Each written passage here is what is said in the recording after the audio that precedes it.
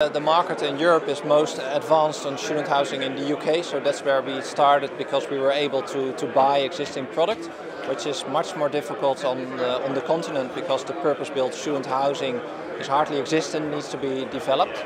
So it does mean that if you go to the continent you need to be prepared to create a product, especially with our background of being a US company where we have a expectation of providing a high level quality of service and amenities to the residents to really create a community that is more than just you can live here, then that is not existent. So again, you need to create it, which does mean it's not only going to a new market, but you also need to take development risk. You need to find locations.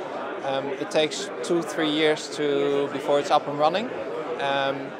Which makes it more challenging to come to scale to be operational efficient. So it's a really long-term view you have to make, and I think that's why you now see in most of the market that it's still very fragmented local players trying to create something, and that it is not easy to enter. On top of that, I think yields on the continent are much lower because of low interest rates than in the UK.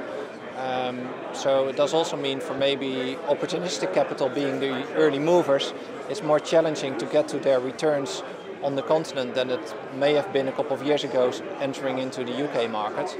So probably you need a different kind of capital that can still do a certain amount of development risk, but also wants to be the longer term owner to build that portfolio and has the time to grow that. Because I think once you create that portfolio, you have something very interesting that will be high in demand for buyers in the end to buy.